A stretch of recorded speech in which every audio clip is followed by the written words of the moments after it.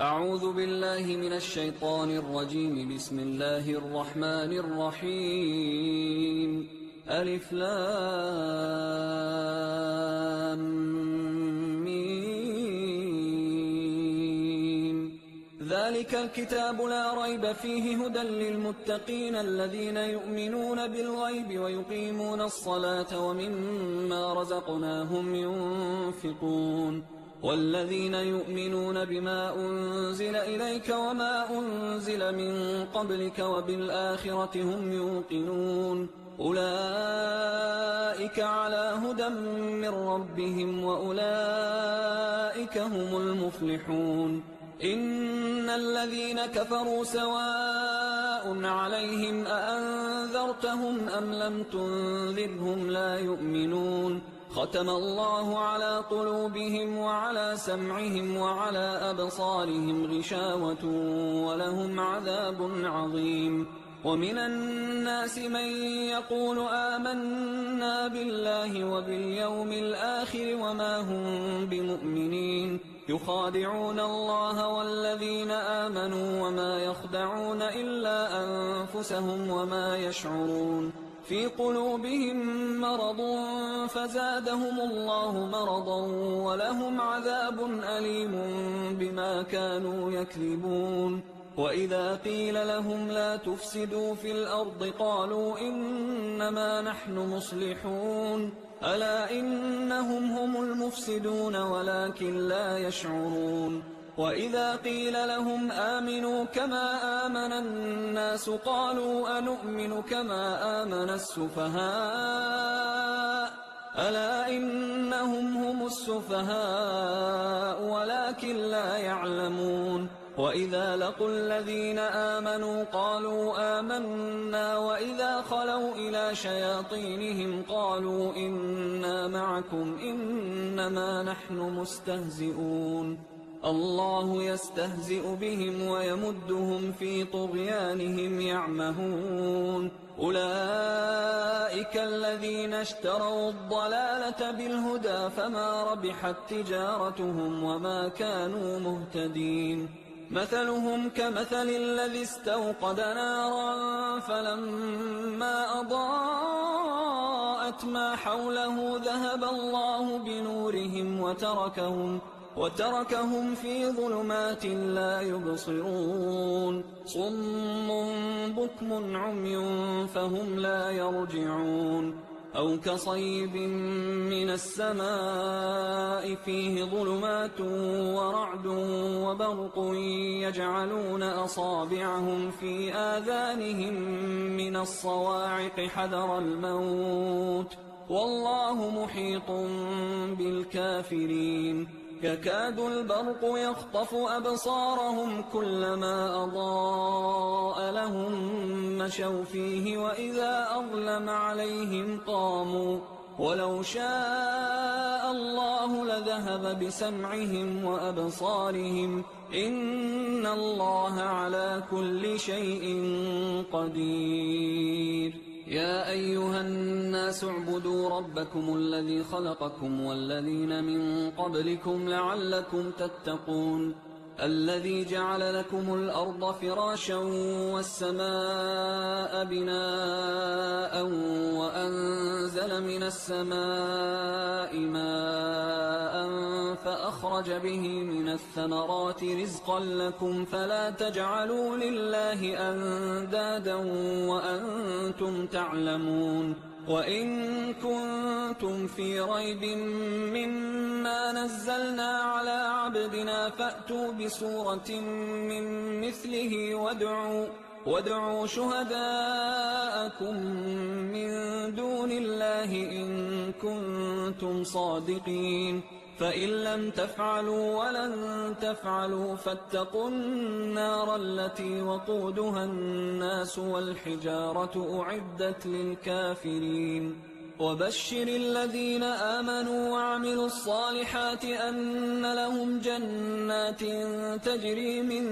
تحتها الأنهار كلما رزقوا منها من ثمرة رزقا قالوا هذا الذي رزقنا من قبل وأتوا به متشابها ولهم فيها أزواج مطهرة وهم فيها خالدون إن الله لا يستحيي أن يضرب مثلا ما بعوضة فما فوقها فأما الذين آمنوا فيعلمون أنه الحق من ربهم وأما الذين كفروا فيقولون ماذا أراد الله بهذا مثلا يضل به كثيرا ويهدي به كثيرا وما يضل به إلا الفاسقين الذين ينقضون عهد الله من بعد ميثاقه ويقطعون ما أمر الله به أن يوصل ويفسدون في الأرض أولئك هم الخاسرون كيف تكفرون بالله وكنتم أمواتا فأحياكم ثم يميتكم ثم يحييكم ثم إليه ترجعون هو الذي خلق لكم ما في الأرض جميعا ثم استوى إلى السماء فسواهن 7 سماوات وهو بكل شيء عليم وإذ قال ربك للملائكة إني جاعل في الأرض خليفة قالوا أتجعل فيها من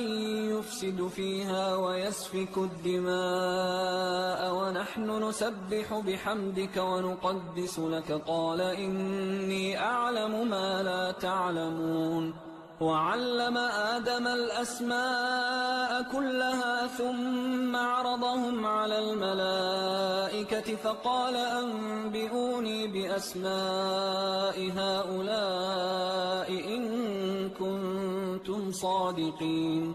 قالوا سبحانك لا علم لنا إلا ما علمتنا إنك أنت العليم الحكيم قال يا آدم أنبئهم بأسمائهم فلما أنبأهم بأسمائهم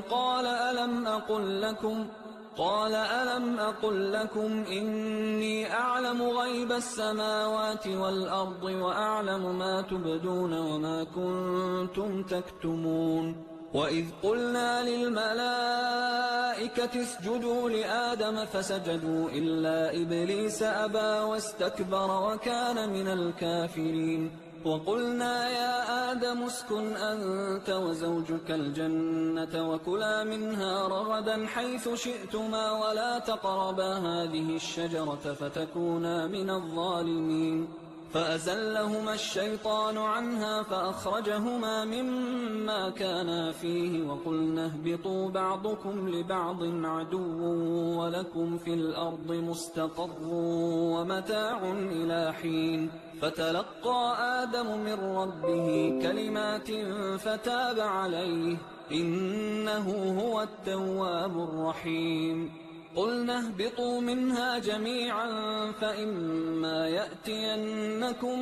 مني هدى فمن تبع هداي فلا خوف عليهم ولا هم يحزنون والذين كفروا وكذبوا بآياتنا أولئك أصحاب النار هم فيها خالدون يا بني إسرائيل اذكروا نعمتي التي أنعمت عليكم وأوفوا بعهدي أوف بعهدكم وإياي فارهبون وآمنوا بما أنزلت مصدقا لما معكم ولا تكونوا أول كافر به ولا تشتروا بآياتي ثمنا قليلا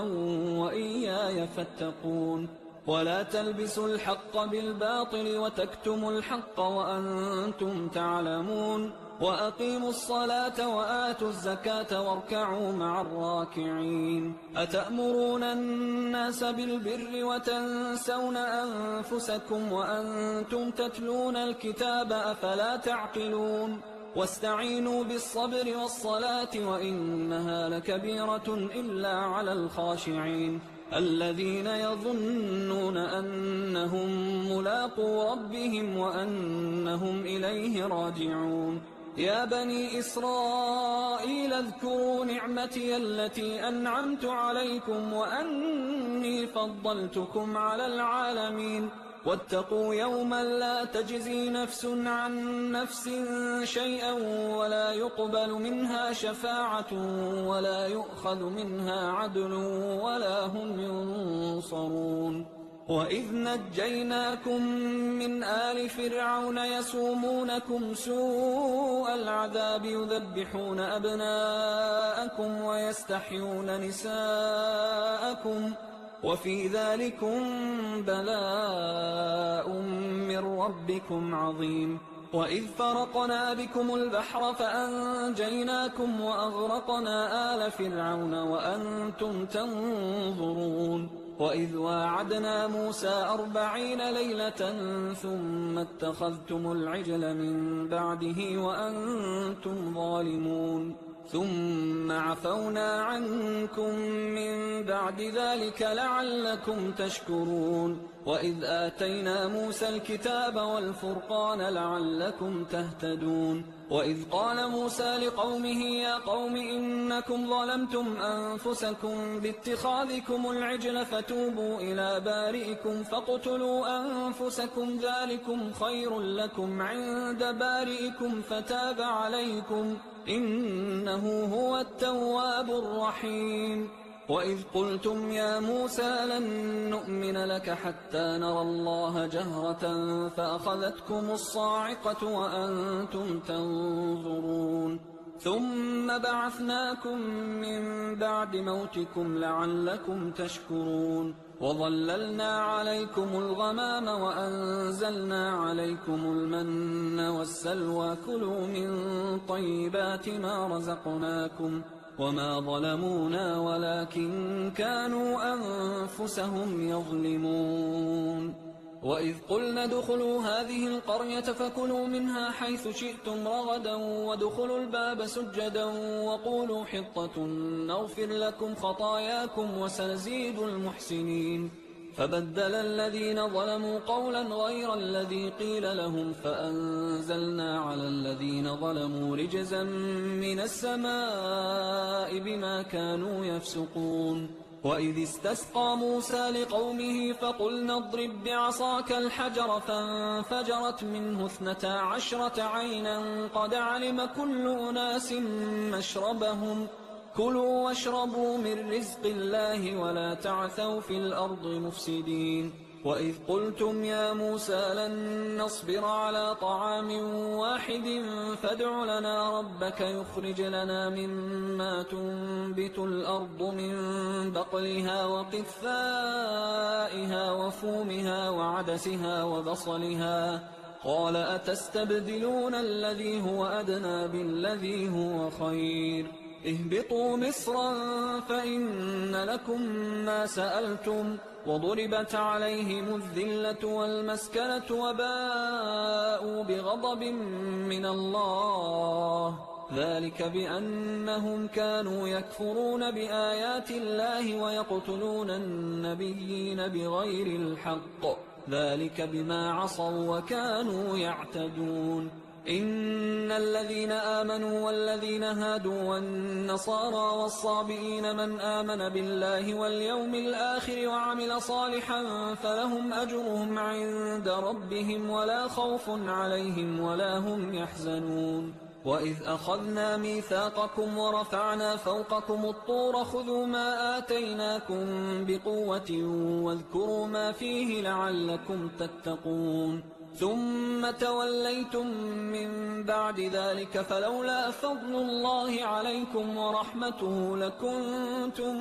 من الخاسرين ولقد علمتم الذين اعتدوا منكم في السبت فقلنا لهم كونوا قردة خاسئين فجعلناها نكالا لما بين يديها وما خلفها وموعظة للمتقين وإذ قال موسى لقومه إن الله يأمركم أن تذبحوا بقرة قالوا أتتخذنا هزوا قال أعوذ بالله أن أكون من الجاهلين قالوا ادع لنا ربك يبين لنا ما هي قال إنه يقول إنها بقرة لا فارض ولا بكر عوان بين ذلك فافعلوا ما تؤمرون قالوا ادع لنا ربك يبين لنا ما لونها قال إنه يقول إنها بقرة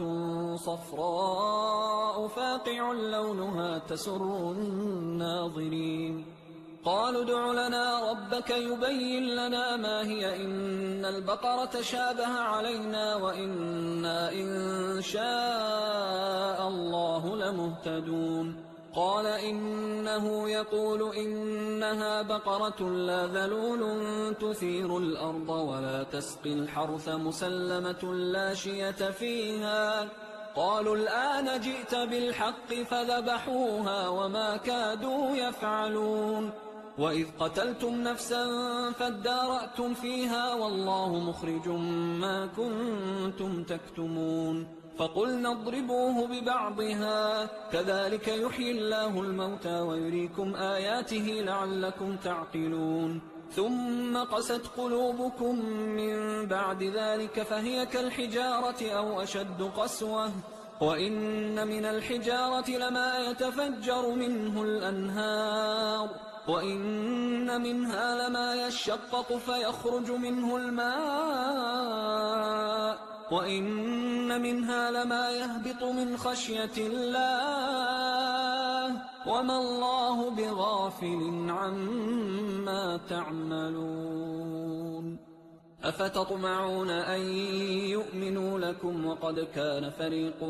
منهم يسمعون كلام الله ثم يحرفونه من بعد ما عقلوه وهم يعلمون وإذا لقوا الذين آمنوا قالوا آمنا وإذا خلا بعضهم إلى بعض قالوا أتحدثونهم بما فتح الله عليكم ليحاجوكم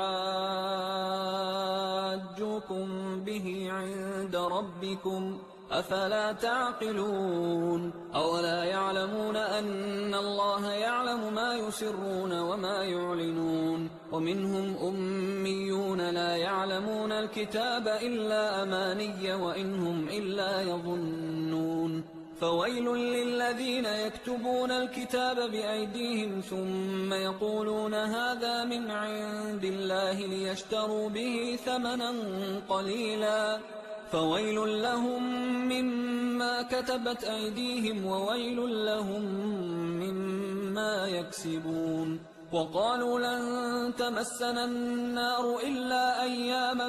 معدودة قل أتخذتم عند الله عهدا فلن يخلف الله عهده أم تقولون على الله ما لا تعلمون بلى من كسب سيئة وأحاطت به خطيئته فأولئك أصحاب النار هم فيها خالدون والذين آمنوا وعملوا الصالحات أولئك أصحاب الجنة هم فيها خالدون وإذ أخذنا ميثاق بني إسرائيل لا تعبدون إلا الله وبالوالدين إحسانا وذي القربى واليتامى والمساكين وقولوا للناس حسنا وأقيموا الصلاة وآتوا الزكاة ثم توليتم إلا قليلا منكم وأنتم معرضون وإذ أخذنا ميثاقكم لا تسفكون دماءكم ولا تخرجون أنفسكم من دياركم ثم أقررتم وأنتم تشهدون ثم أنتم هؤلاء تقتلون أنفسكم وتخرجون فريقا منكم من ديارهم تظاهرون عليهم بالإثم والعدوان وإن يأتوكم أسارى تفادوهم وهو محرم عليكم إخراجهم أفتؤمنون ببعض الكتاب وتكفرون ببعض فما جزاء من يفعل ذلك منكم إلا خزي في الحياة الدنيا ويوم القيامة يردون إلى أشد العذاب وما الله بغافل عما تعملون أولئك الذين اشتروا الحياة الدنيا بالآخرة فلا يخفف عنهم العذاب ولا هم ينصرون ولقد آتينا موسى الكتاب وقفينا من بعده بالرسل وآتينا عيسى ابن مريم البينات وأيدناه بروح القدس أفكلما جاءكم رسول بما لا تهوى أنفسكم استكبرتم ففريقا كذبتم وفريقا تقتلون وقالوا قلوبنا غلف بل لعنهم الله بكفرهم فقليلا ما يؤمنون ولما جاءهم كتاب من عند الله مصدق لما معهم وكانوا من قبل يستفتحون على الذين كفروا فلما جاءهم ما عرفوا كفروا به فلعنة الله على الكافرين بئس ما اشتروا به أنفسهم أن يكفروا بما أنزل الله بغيا أن ينزل الله من فضله على من يشاء من عباده فباءوا بغضب على غضب وللكافرين عذاب مهين وإذا قيل لهم آمنوا بما أنزل الله قالوا نؤمن بما أنزل علينا ويكفرون بما وراءه وهو الحق مصدقا لما معهم قل فلم تقتلون أنبياء الله من قبل إن كنتم مؤمنين ولقد جاءكم موسى بالبينات ثم اتخذتم العجل من بعده وأنتم ظالمون وإذ أخذنا ميثاقكم ورفعنا فوقكم الطور خذوا ما آتيناكم بقوة واسمعوا قالوا سمعنا وعصينا وأشربوا في قلوبهم العجل بكفرهم قل بئس ما يأمركم به إيمانكم إن كنتم مؤمنين قل إن كانت لكم الدار الآخرة عند الله خالصة من دون الناس فتمنوا الموت إن كنتم صادقين ولن يتمنوه أبدا بما قدمت أيديهم والله عليم بالظالمين ولتجدنهم أحرص الناس على حياة ومن الذين أشركوا يود أحدهم لو يعمر 1000 سنة وما هو بمزحزحه من العذاب أن يعمر والله بصير بما يعملون قل من كان عدوا لجبريل فإنه نزله على قلبك بإذن الله مصدقا لما بين يديه وهدى وبشرى للمؤمنين من كان عدوا لله وملائكته ورسله وجبريل وميكال فإن الله عدو للكافرين ولقد أنزلنا إليك آيات بينات وما يكفر بها إلا الفاسقون أوكلما عاهدوا عهدا نبذه فريق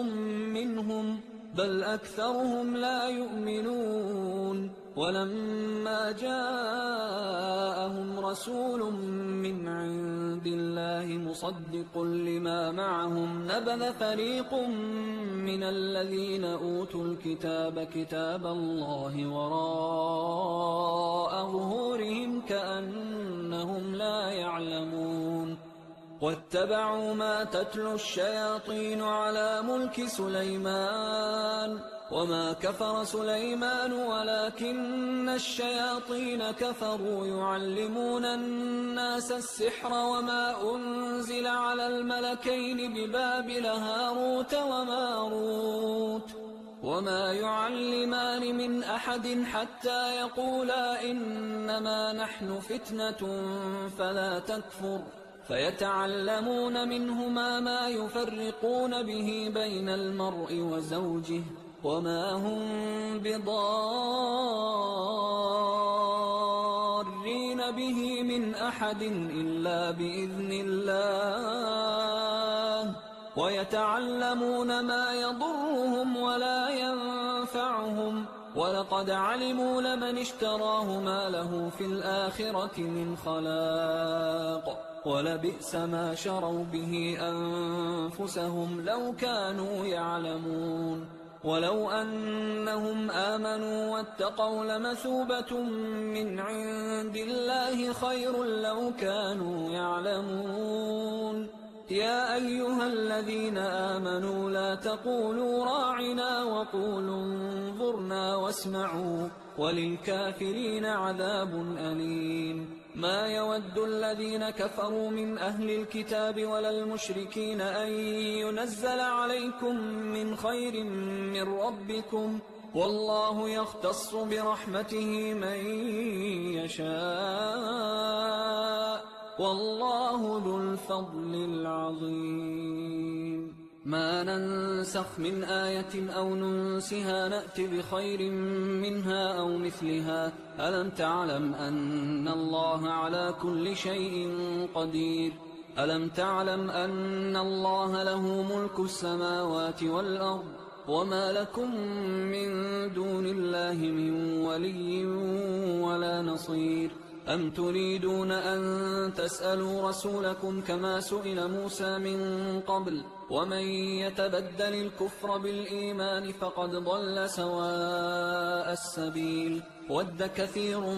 من أهل الكتاب لو يردونكم من بعد إيمانكم كفارا حسدا من عند أنفسهم من بعد ما تبين لهم الحق، فاعفوا واصفحوا حتى يأتي الله بأمره، إن الله على كل شيء قدير. وأقيموا الصلاة وآتوا الزكاة، وما تقدموا لأنفسكم من خير تجدوه عند الله، إن الله بما تعملون بصير. وقالوا لن يدخل الجنة إلا من كان هودا أو نصارى، تلك أمانيهم، قل هاتوا برهانكم إن كنتم صادقين. بلى من أسلم وجهه لله وهو محسن فله أجره عند ربه ولا خوف عليهم ولا هم يحزنون. وقالت اليهود ليست النصارى على شيء، وقالت النصارى ليست اليهود على شيء وهم يتلون الكتاب، كذلك قال الذين لا يعلمون مثل قولهم، فالله يحكم بينهم يوم القيامة فيما كانوا فيه يختلفون. ومن أظلم ممن منع مساجد الله أن يذكر فيها اسمه وسعى في خرابها، أولئك ما كان لهم أن يدخلوها إلا خائفين، لهم في الدنيا خزي ولهم في الآخرة عذاب عظيم. ولله المشرق والمغرب فأينما تولوا فثم وجه الله، إن الله واسع عليم. وقالوا اتخذ الله ولدا، سبحانه بل له ما في السماوات والأرض كل له قانتون. بديع السماوات والأرض وإذا قضى أمرا فإنما يقول له كن فيكون. وقال الذين لا يعلمون لولا يكلمنا الله أو تأتينا آية، كذلك قال الذين من قبلهم مثل قولهم تشابهت قلوبهم، قد بينا الآيات لقوم يوقنون. إنا أرسلناك بالحق بشيرا ونذيرا ولا تسأل عن أصحاب الجحيم. ولن ترضى عنك اليهود ولا النصارى حتى تتبع ملتهم، قل إن هدى الله هو الهدى، ولئن اتبعت أهواءهم بعد الذي جاءك من العلم ما لك من الله من ولي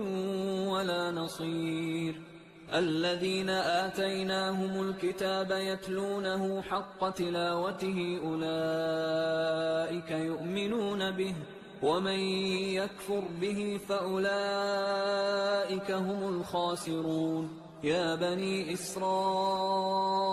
اذكروا نعمتي التي أنعمت عليكم وأني فضلتكم على العالمين واتقوا يوما لا تجزي نفس عن نفس شيئا ولا يقبل منها عدل ولا تنفعها شفاعة ولا هم ينصرون وإذ ابتلى إبراهيم ربه بكلمات فأتمهن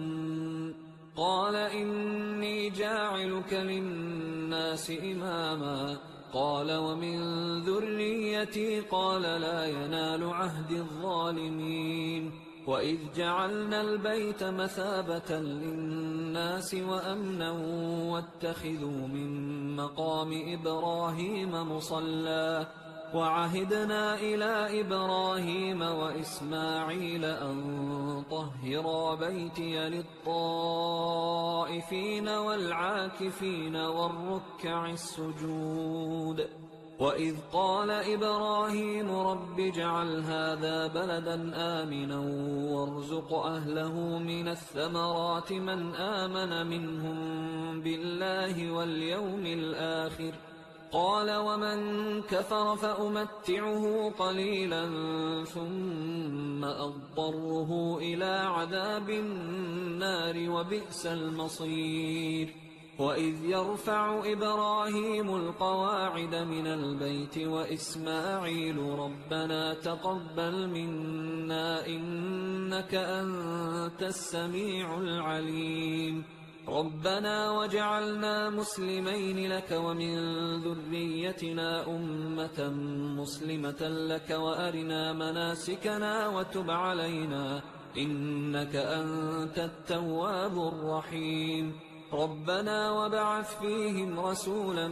منهم يتلو عليهم آياتك ويعلمهم الكتاب والحكمة ويزكيهم إنك أنت العزيز الحكيم ومن يرغب عن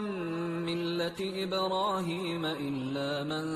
سفه نفسه ولقد اصطفيناه في الدنيا وإنه في الآخرة لمن الصالحين إذ قال له ربه أسلم قال أسلمت لرب العالمين ووصى بها إبراهيم بنيه ويعقوب يا بني إن الله اصطفى لكم الدين فلا تموتن إلا وأنتم مسلمون أم كنتم شهداء إذ حضر يعقوب الموت إذ قال لبنيه ما تعبدون من بعدي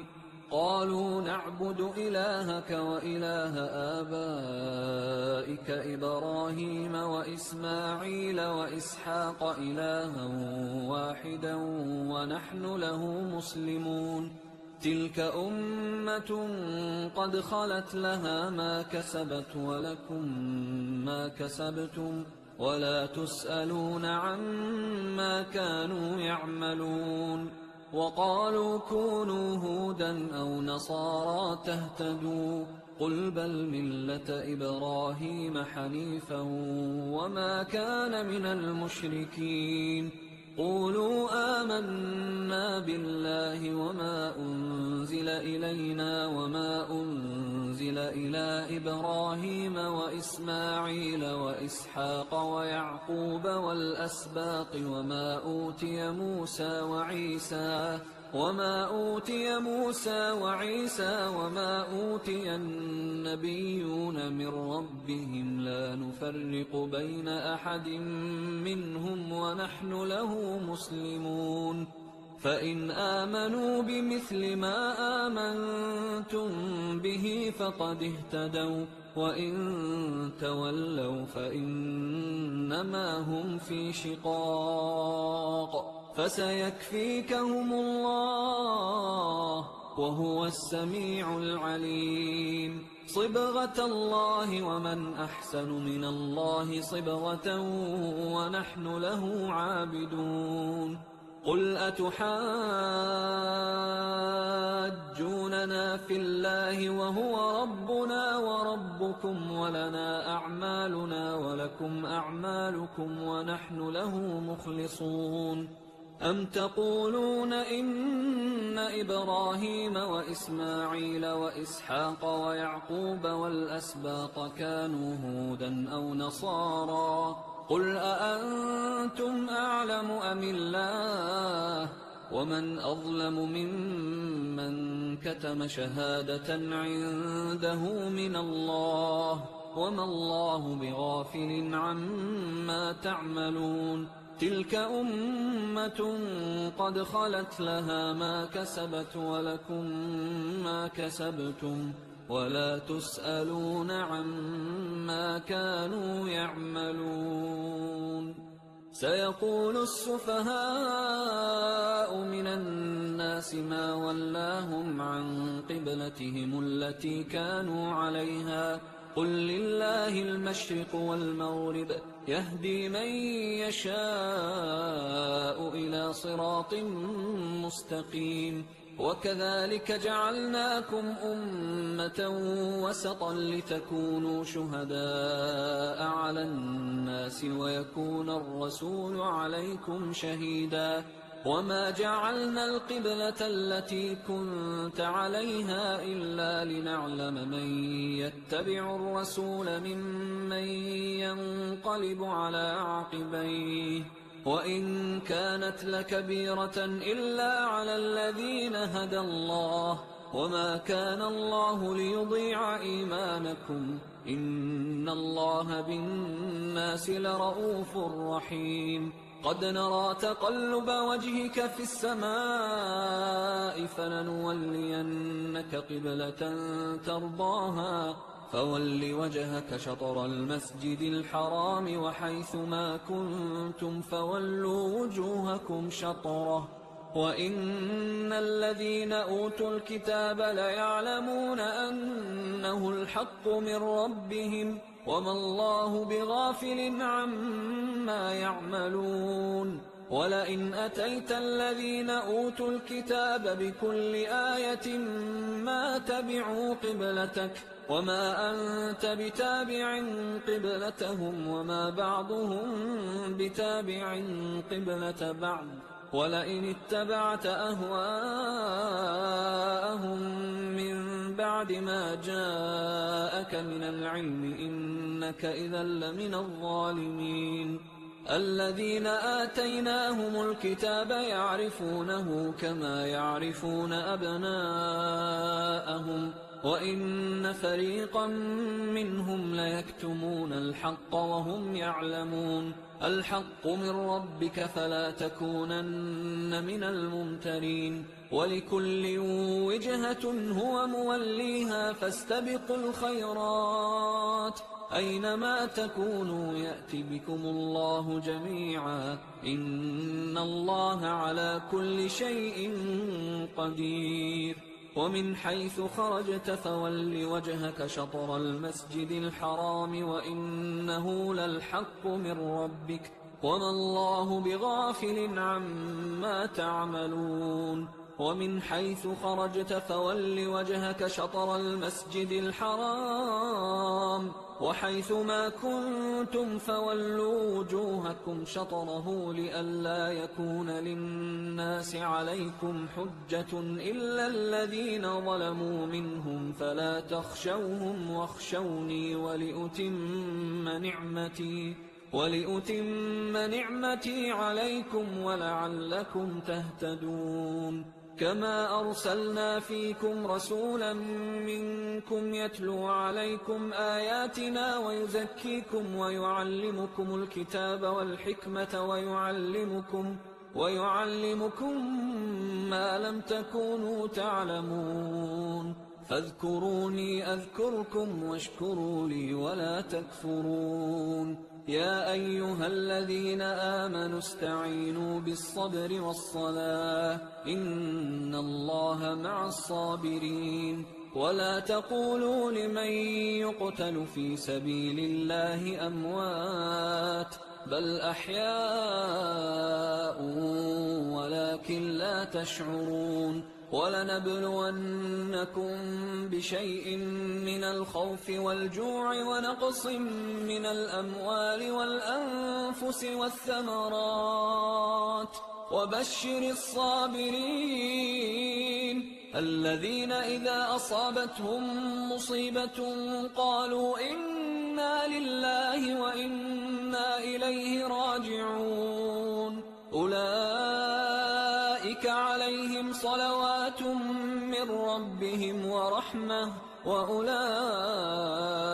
هم المهتدون إن الصفا والمروة من شعائر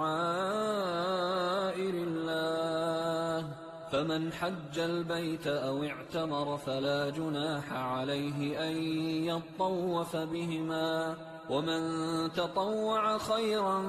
فإن الله شاكر عليم إن الذين يكتمون ما أنزلنا من البينات والهدى من بعد ما بيناه للناس في الكتاب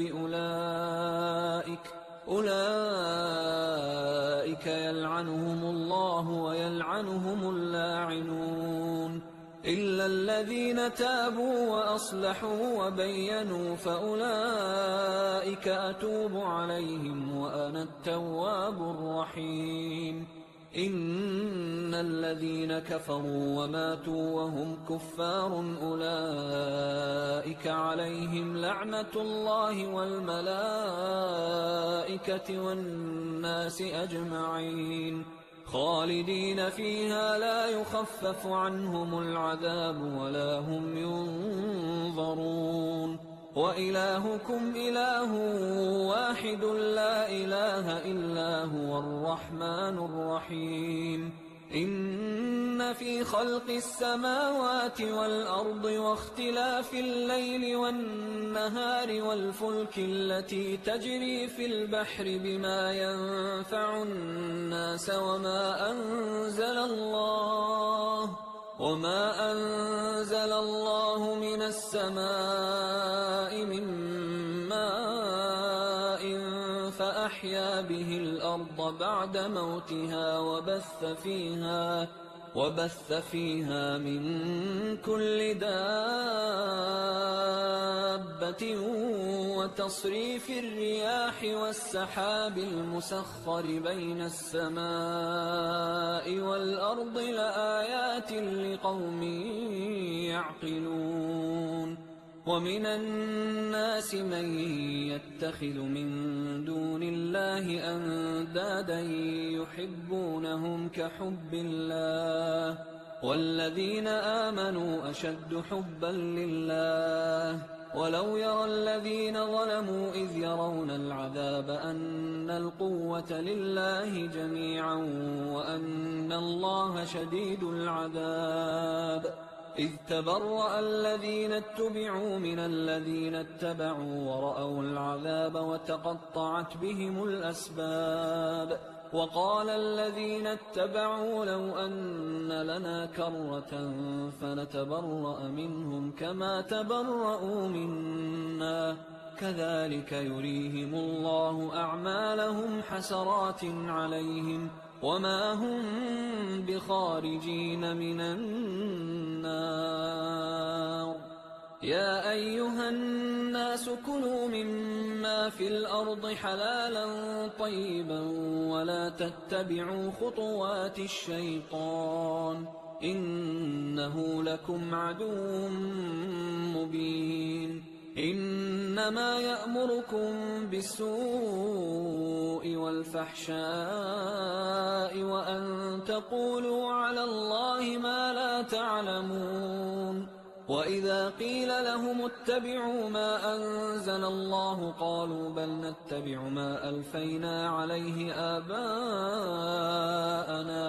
أولو كان آباؤهم لا يعقلون شيئا ولا يهتدون ومثل الذين كفروا كمثل الذي ينعق بما لا يسمع إلا دعاء ونداء صم بكم عمي فهم لا يعقلون يا أيها الذين آمنوا كلوا من طيبات ما رزقناكم واشكروا لله إن كنتم إياه تعبدون إنما حرم عليكم الميتة والدم ولحم الخنزير وما أهل به لغير الله فمن اضطر غير باغ ولا عاد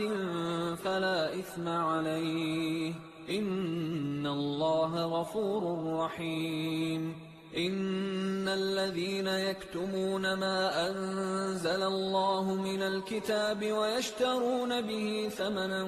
قليلا أولئك ما يأكلون في بطونهم إلا النار ولا يكلمهم الله يوم القيامة ولا يزكيهم ولهم عذاب أليم أولئك الذين اشتروا الضلالة بالهدى والعذاب بالمغفرة فما أصبرهم على النار ذلك بأن الله نزل الكتاب بالحق وإن الذين اختلفوا في الكتاب لفي شقاق بعيد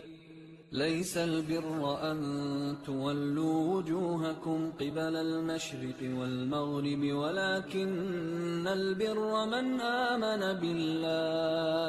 ولكن البر من آمن بالله واليوم الآخر والملائكة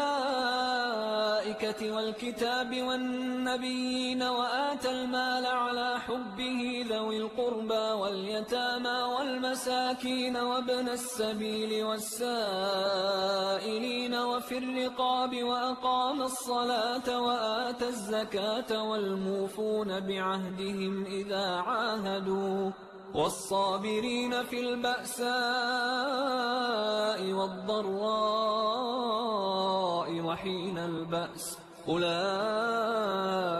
الذين صدقوا وأولئك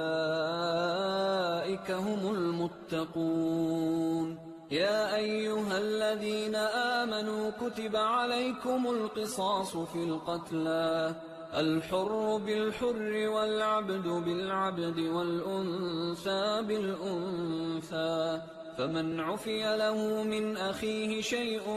فاتباع بالمعروف وأداء إليه بإحسان ذلك تخفيف من ربكم ورحمة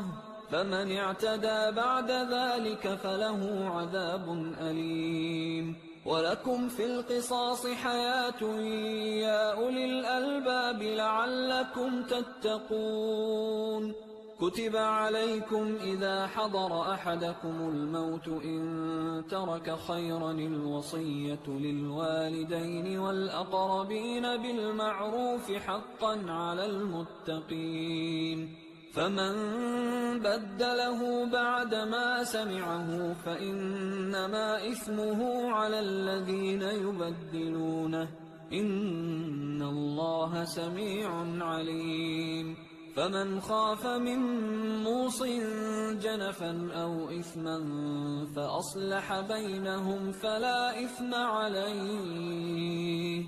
إن الله غفور رحيم يا أيها الذين آمنوا كتب عليكم الصيام كما كتب على الذين من قبلكم لعلكم تتقون أياما معدودات فمن كان منكم مريضا أو على سفر فعدة من أيام أخر وعلى الذين يطيقونه فدية طعام مسكين فمن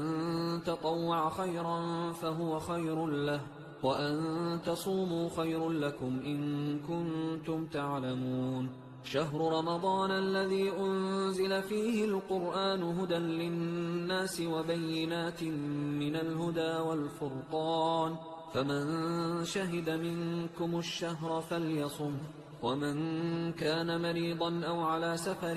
فعدة من أيام أخر، يريد الله بكم اليسر ولا يريد بكم العسر ولتكملوا العدة ولتكبروا الله على ما هداكم ولعلكم تشكرون. وإذا سألك عبادي عني فإني قريب أجيب دعوة الداعي إذا دعان، فليستجيبوا لي وليؤمنوا بي لعلهم يرشدون. أحل لكم ليلة الصيام الرفث إلى نسائكم هن لباس لكم وأنتم لباس لهن، علم الله أنكم كنتم تختانون أنفسكم فتاب عليكم وعفى عنكم، فالآن باشروهن وابتغوا ما كتب الله لكم، وكلوا واشربوا حتى يتبين لكم الخيط الأبيض من الخيط الأسود من الفجر، ثم أتموا الصيام إلى الليل، ولا تباشروهن وأنتم عاكفون في المساجد، تلك حدود الله فلا تقربوها، كذلك يبين الله آياته للناس لعلهم يتقون. ولا تأكلوا أموالكم بينكم بالباطل وتدلوا بها إلى الحكام لتأكلوا فريقا من أموال الناس بالإثم وأنتم تعلمون. يسألونك عن الأهلة، قل هي مواقيت للناس والحج، وليس البر بأن تأتوا البيوت من ظهورها ولكن البر من اتقى، وأتوا البيوت من أبوابها واتقوا الله لعلكم تفلحون. وقاتلوا في سبيل الله الذين يقاتلونكم ولا تعتدوا إن الله لا يحب المعتدين. واقتلوهم حيث ثقفتموهم وأخرجوهم من حيث أخرجوكم والفتنة أشد من القتل، ولا تقاتلوهم عند المسجد الحرام حتى يقاتلوكم فيه، فإن قاتلوكم فاقتلوهم، كذلك جزاء الكافرين، فإن انتهوا فإن الله غفور رحيم. وقاتلوهم حتى لا تكون فتنة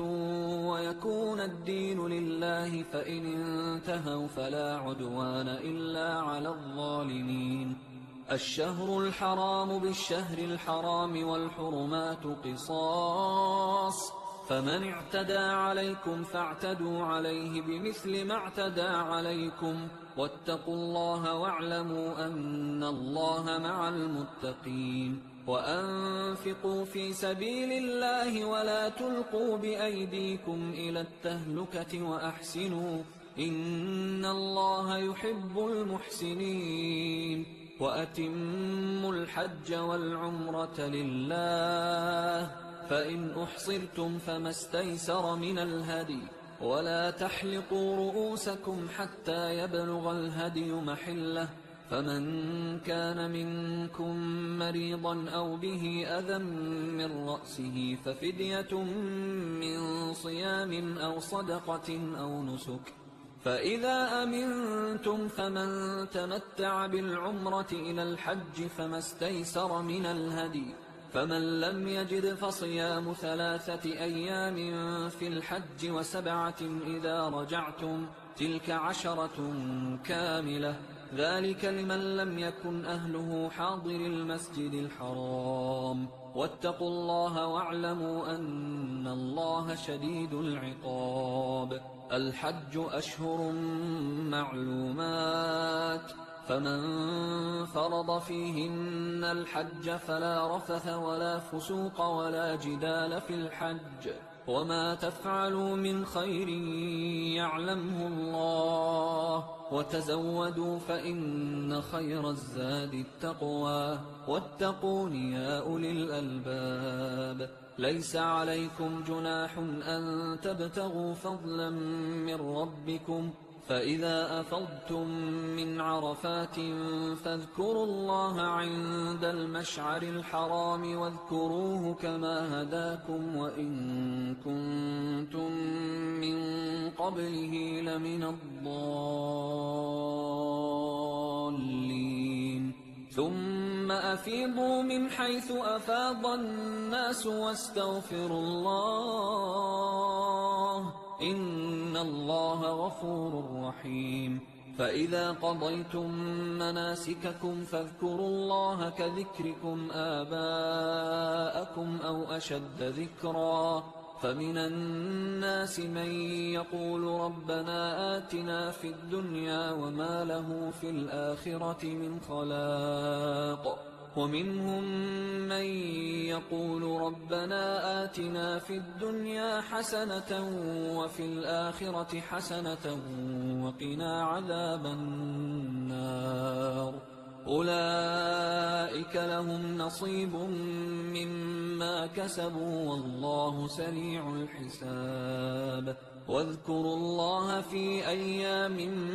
معدودات فمن تعجل في يومين فلا إثم عليه ومن تأخر فلا إثم عليه لمن اتقى واتقوا الله واعلموا أنكم إليه تحشرون ومن الناس من يعجبك قوله في الحياة الدنيا ويشهد الله على ما في قلبه وهو ألد الخصام وإذا تولى سعى في الأرض ليفسد فيها ويهلك الحرث والنسل والله لا يحب الفساد وإذا قيل له اتق الله أخذته العزة بالإثم فحسبه جهنم ولبئس المهاد ومن الناس من يشري نفسه ابتغاء مرضات الله والله رؤوف بالعباد يا أيها الذين آمنوا ادخلوا في السلم كافة ولا تتبعوا خطوات الشيطان إنه لكم عدو مبين فإن زللتم من بعد ما جاءتكم البينات فاعلموا أن الله عزيز حكيم هل ينظرون إلا أن يأتيهم الله في ظلل من الغمام والملائكة وقضي الأمر وإلى الله ترجع الأمور سل بني إسرائيل كم آتيناهم من آية بينة ومن يبدل نعمة الله من بعد ما جاءته فإن الله شديد العقاب زين للذين كفروا الحياة الدنيا ويسخرون من الذين آمنوا والذين اتقوا فوقهم يوم القيامة والله يرزق من يشاء بغير حساب كان الناس أمة واحدة فبعث الله النبيين مبشرين ومنذرين وأنزل معهم الكتاب بالحق ليحكم بين الناس فيما اختلفوا فيه وما اختلف فيه إلا الذين أوتوه من بعد ما جاءتهم البينات بغيا بينهم فهدى الله الذين آمنوا لما اختلفوا فيه من الحق بإذنه والله يهدي من يشاء إلى صراط مستقيم أم حسبتم أن تدخلوا الجنة ولما يأتكم مثل الذين خلوا من قبلكم مستهم البأساء والضراء وزلزلوا حتى يقول الرسول والذين آمنوا معه متى نصر الله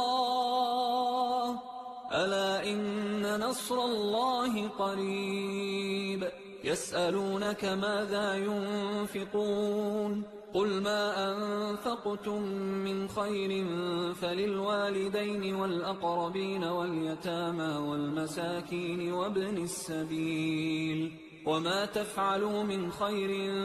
فإن الله به عليم كتب عليكم القتال وهو كره لكم وعسى أن تكرهوا شيئا وهو خير لكم وعسى أن تحبوا شيئا وهو شر لكم والله يعلم وأنتم لا تعلمون يسألونك عن الشهر الحرام قتال فيه قل قتال فيه كبير وصد عن سبيل الله وكفر به والمسجد الحرام وإخراج أهله منه أكبر عند الله والفتنة أكبر من القتل ولا يزالون يقاتلونكم حتى يردوكم عن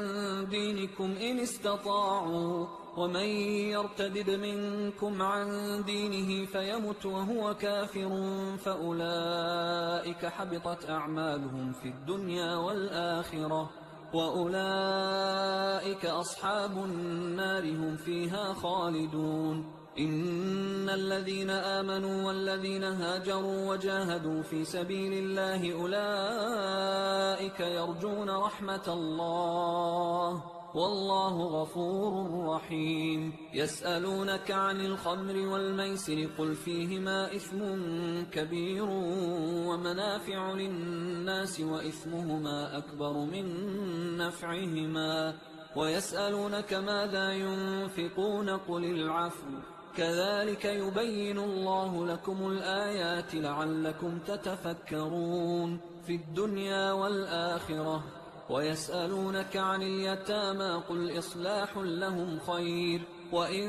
تخالطوهم فإخوانكم والله يعلم المفسد من المصلح ولو شاء الله لأعنتكم إن الله عزيز حكيم ولا تنكحوا المشركات حتى يؤمنوا ولأمة مؤمنة خير من مشركة ولو أعجبتكم ولا تنكحوا المشركين حتى يؤمنوا ولعبد مؤمن خير من مشرك ولو أعجبكم أولئك يدعون إلى النار والله يدعو إلى الجنة والمغفرة بإذنه ويبين آياته للناس لعلهم يتذكرون ويسألونك عن المحيض قل هو أذى فاعتزلوا النساء في المحيض ولا تقربوهن حتى يطهرن فإذا تطهرن فأتوهن من حيث أمركم الله إن الله يحب التوابين ويحب المتطهرين نساؤكم حرث لكم فأتوا حرثكم أنى شئتم وقدموا لأنفسكم واتقوا الله واعلموا أنكم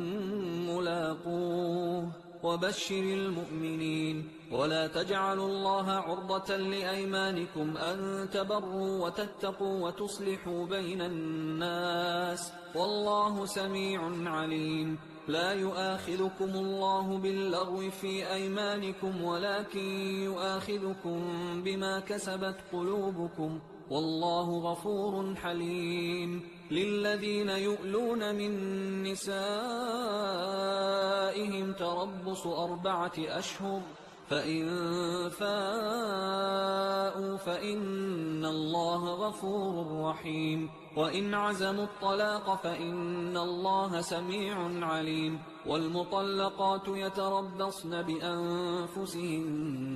3 قروء ولا يحل لهن أن يكتمن ما خلق الله في أرحامهن إن كن يؤمن بالله واليوم الآخر وبعولتهن أحق بردهن في ذلك إن أرادوا إصلاحا ولهن مثل الذي عليهن بالمعروف وللرجال عليهن درجة والله عزيز حكيم. الطلاق مرتان فإمساك بمعروف أو تسريح بإحسان ولا يحل لكم أن تأخذوا مما آتيتموهن شيئا إلا أن يخافا ألا يقيما حدود الله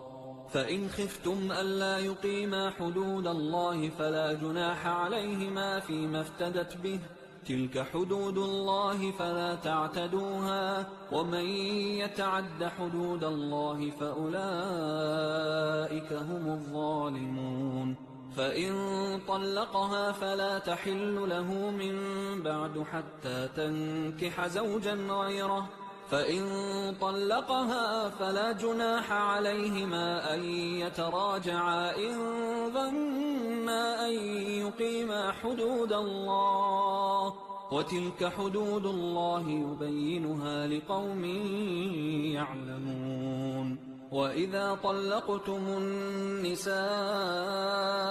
فبلغن أجلهن فأمسكوهن بمعروف أو سرحوهن بمعروف ولا تمسكوهن ضرارا لتعتدوا ومن يفعل ذلك فقد ظلم نفسه. ولا تتخذوا آيات الله هزوا واذكروا نعمة الله عليكم وما أنزل عليكم من الكتاب والحكمة يعظكم به واتقوا الله واعلموا أن الله بكل شيء عليم. وإذا طلقتم النساء فبلغن أجلهن فلا تعضلوهن أن ينكحن أزواجهن إذا تراضوا بينهم بالمعروف ذلك يوعظ به من كان منكم يؤمن بالله واليوم الآخر ذلكم أزكى لكم وأطهر والله يعلم وأنتم لا تعلمون. والوالدات يرضعن أولادهن حولين كاملين لمن أراد أن يتم الرضاعة وعلى المولود له رزقهن وكسوتهن بالمعروف لا تكلف نفس إلا وسعها لا تضار والدة بولدها ولا مولود له بولده وعلى الوارث مثل ذلك فإن أرادا فصالا عن تراض منهما وتشاور فلا جناح عليهما. وإن أردتم أن تسترضعوا أولادكم فلا جناح عليكم إذا سلمتم ما آتيتم بالمعروف واتقوا الله واعلموا أن الله بما تعملون بصير. والذين يتوفون منكم ويذرون أزواجا يتربصن بأنفسهن 4 أشهر وعشرا فإذا بلغن أجلهن فلا جناح عليكم فيما فعلن في أنفسهن بالمعروف والله بما تعملون خبير. ولا جناح عليكم فيما عرضتم به من خطبة النساء أو أكننتم في أنفسكم علم الله أنكم ستذكرونهن ولكن لا تواعدوهن سرا إلا أن تقولوا قولا معروفا ولا تعزموا عقدة النكاح حتى يبلغ الكتاب أجله واعلموا أن الله يعلم ما في أنفسكم فاحذروه واعلموا أن الله غفور حليم. لا جناح عليكم إن طلقتم النساء ما لم تمسوهن أو تفرضوا لهن فريضة ومتعوهن على الموسع قدره وعلى المقتر قدره متاعا بالمعروف حقا على المحسنين. وإن طلقتموهن من قبل أن تمسوهن وقد فرضتم لهن فريضة فنصف ما فرضتم إلا أن يعفون أو يعفو الذي بيده عقدة النكاح وأن تعفوا أقرب للتقوى ولا تنسوا الفضل بينكم إن الله بما تعملون بصير حافظوا على الصلوات والصلاة الوسطى وقوموا لله قانتين فإن خفتم فرجالا أو ركبانا فإذا أمنتم فاذكروا الله كما علمكم ما لم تكونوا تعلمون والذين يتوفون منكم ويذرون أزواجا وصية لأزواجهم متاعا إلى الحول غير إخراج فإن خرجن فلا جناح عليكم فيما فعلن في أنفسهن من معروف والله عزيز حكيم وللمطلقات متاع بالمعروف حقا على المتقين كذلك يبين الله لكم آياته لعلكم تعقلون ألم تر إلى الذين خرجوا من ديارهم وهم ألوف حذر الموت فقال لهم الله موتوا ثم أحياهم إن الله لذو فضل على الناس ولكن أكثر الناس لا يشكرون وقاتلوا في سبيل الله واعلموا أن الله سميع عليم من ذا الذي يقرض الله قرضا حسنا فيضاعفه له أضعافا كثيرة والله يقبض ويبسط وإليه ترجعون ألم تر إلى الملأ من بني إسرائيل من بعد موسى إذ قالوا لنبي له مبعث لنا ملكا نقاتل في سبيل الله قال هل عسيتم إن كتب عليكم القتال ألا تقاتلوا قالوا وما لنا ألا نقاتل في سبيل الله وقد أخرجنا من ديارنا وأبنائنا فلما كتب عليهم القتال تولوا إلا قليلا منهم والله عليم بالظالمين وقال لهم نبيهم إن الله قد بعث لكم طالوت ملكا قالوا أنى يكون له الملك علينا ونحن أحق بالملك منه ولم يؤت سعة من المال قال إن الله اصطفاه عليكم وزاده بسطة في العلم والجسم والله يؤتي ملكه من يشاء والله واسع عليم وقال لهم نبيهم إن آية ملكه أن يأتيكم التابوت فيه سكينة من ربكم وبقية مما ترك آل موسى وآل هارون تحمله الملائكة إن في ذلك لآية لكم إن كنتم مؤمنين فلما فصل طالوت بالجنود قال إن الله مبتليكم بنهر فمن شرب منه فليس مني ومن لم يطعمه فإنه مني إلا من اغترف غرفة بيده فشربوا منه إلا قليلا منهم فلما جاوزه هو والذين آمنوا معه قالوا لا طاقة لنا اليوم بجالوت وجنوده قال الذين يظنون أنهم ملاقوا الله كم من فئة قليلة غلبت فئة كثيرة بإذن الله والله مع الصابرين ولما برزوا لجالوت وجنوده قالوا ربنا أفرغ علينا صبرا وثبت أقدامنا وانصرنا على القوم الكافرين فهزموهم بإذن الله وقتل داود جالوت وآتاه الله الملك والحكمة وعلمه مما يشاء ولولا دفع الله الناس بعضهم ببعض لفسدت الأرض ولكن الله ذو فضل على العالمين تلك آيات الله نتلوها عليك بالحق وإنك لمن المرسلين تلك الرسل فضلنا بعضهم على بعض منهم من كلم الله ورفع بعضهم درجات وآتينا عيسى ابن مريم البينات وأيدناه بروح القدس ولو شاء الله ما اقتتل الذين من بعدهم من بعد ما جاءتهم البينات ولكن اختلفوا فمنهم من آمن ومنهم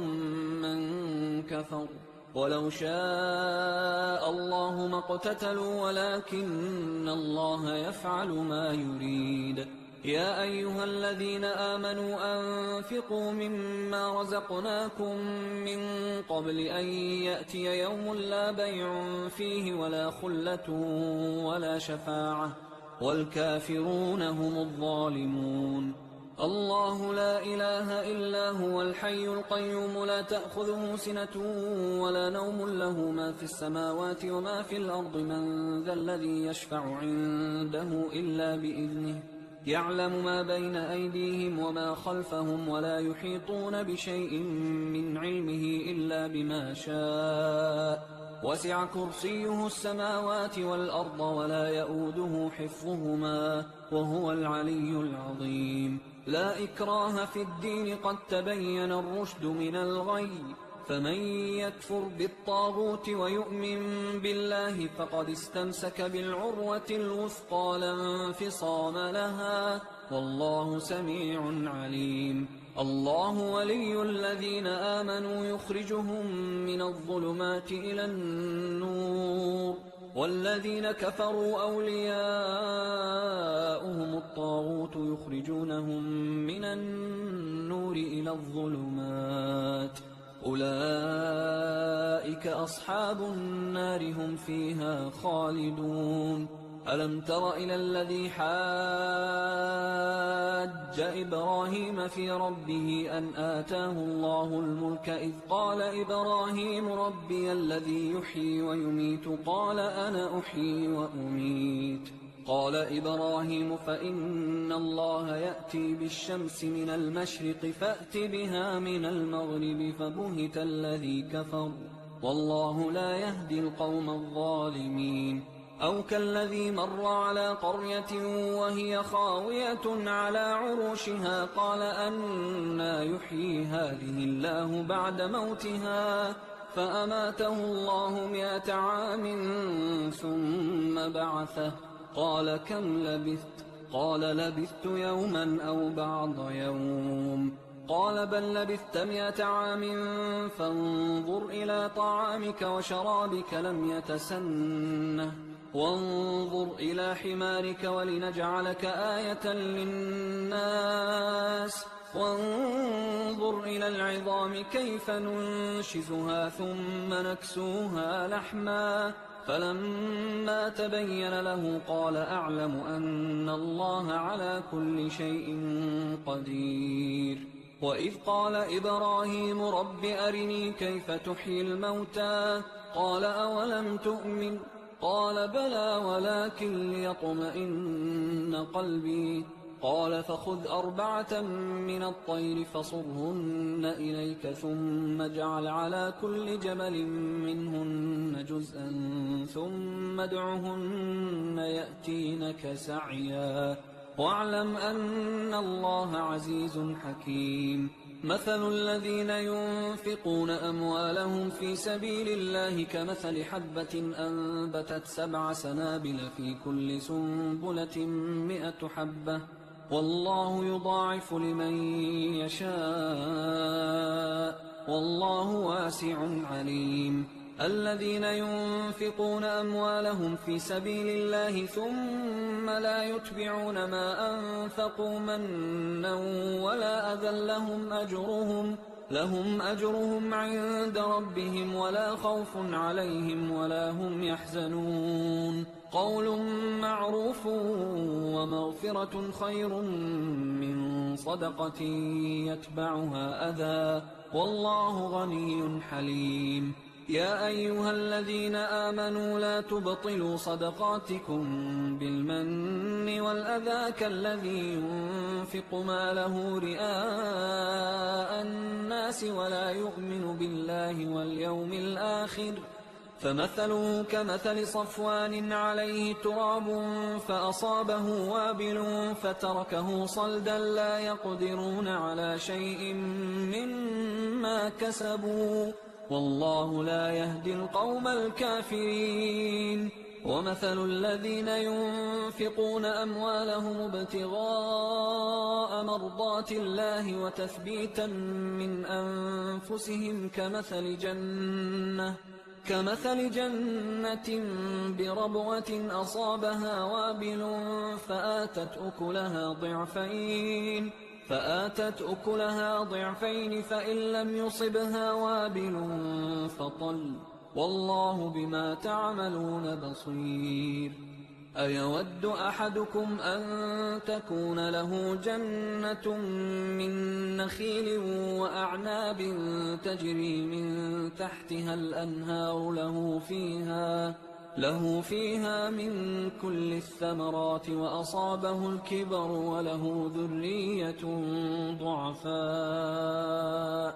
وله ذرية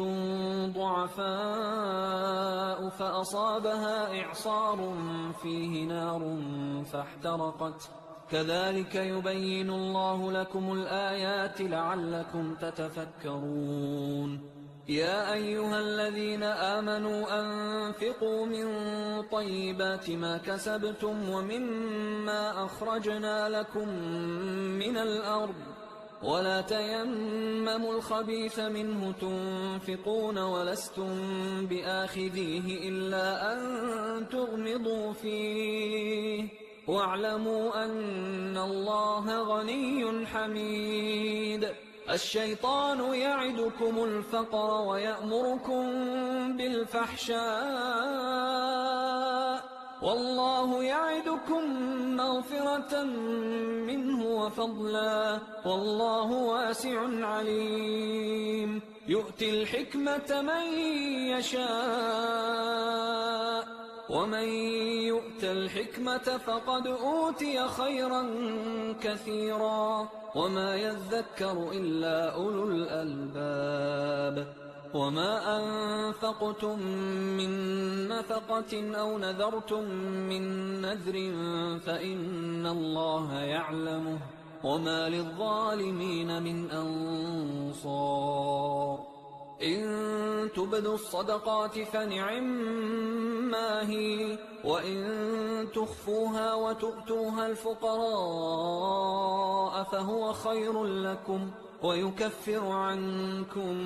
من سيئاتكم والله بما تعملون خبير. ليس عليك هداهم ولكن الله يهدي من يشاء وما تنفقوا من خير فلأنفسكم وما تنفقون إلا ابتغاء وجه الله وما تنفقوا من خير يوفى إليكم وأنتم لا تظلمون. للفقراء الذين أحصروا في سبيل الله لا يستطيعون ضربا في الأرض يحسبهم الجاهل أغنياء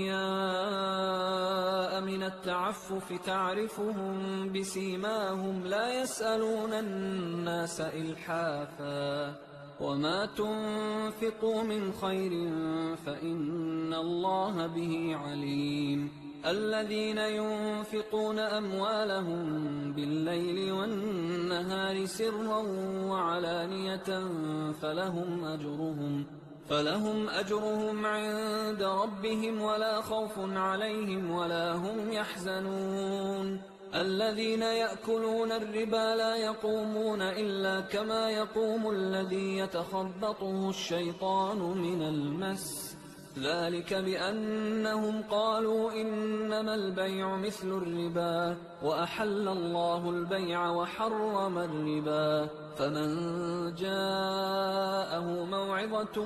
من ربه فانتهى فله ما سلف وأمره إلى الله ومن عاد فأولئك أصحاب النار هم فيها خالدون. يمحق الله الربا ويربي الصدقات والله لا يحب كل كفار أثيم. إن الذين آمنوا وعملوا الصالحات وأقاموا الصلاة وآتوا الزكاة لهم أجرهم عند ربهم ولا خوف عليهم ولا هم يحزنون. يا أيها الذين آمنوا اتقوا الله وذروا ما بقي من الربا إن كنتم مؤمنين، فإن لم تفعلوا فأذنوا بحرب من الله ورسوله، وإن تبتم فلكم رؤوس أموالكم لا تظلمون ولا تظلمون. وإن كان ذو عسرة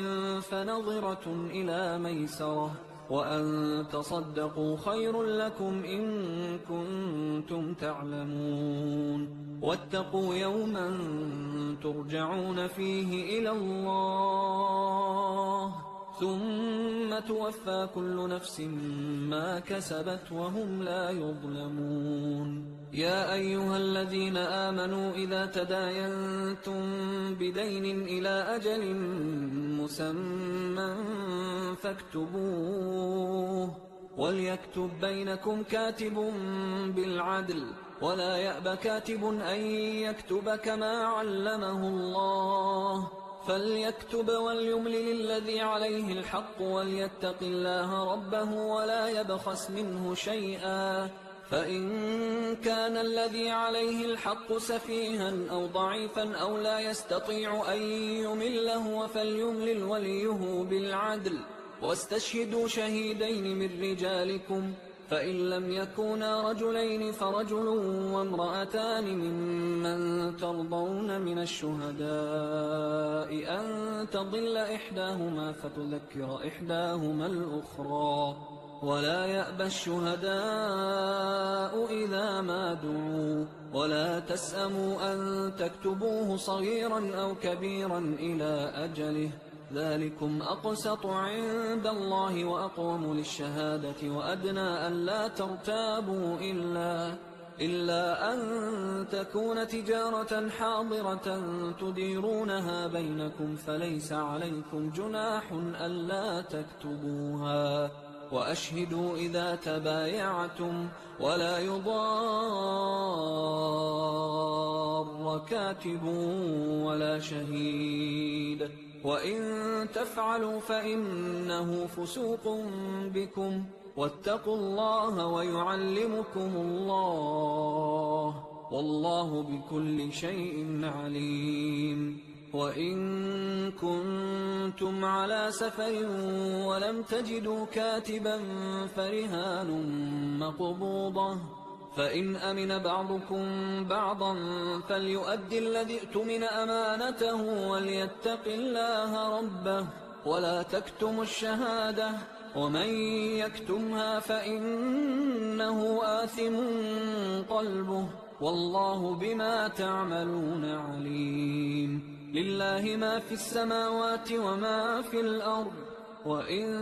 تبدوا ما في أنفسكم أو تخفوه يحاسبكم به الله فيغفر لمن يشاء ويعذب من يشاء والله على كل شيء قدير. آمن الرسول بما أنزل إليه من ربه والمؤمنون كل آمن بالله وملائكته وكتبه ورسله لا نفرق بين أحد من رسله وقالوا سمعنا وأطعنا غفرانك ربنا وإليك المصير. لا يكلف الله نفسا إلا وسعها لها ما كسبت وعليها ما اكتسبت ربنا لا تؤاخذنا إن نسينا أو أخطأنا ربنا ولا تحمل علينا إصرا كما حملته على الذين من قبلنا ربنا ولا تحملنا ما لا طاقة لنا به واعف عنا واغفر لنا وارحمنا أنت مولانا فانصرنا على القوم الكافرين. حصريا على قارئ القرآن.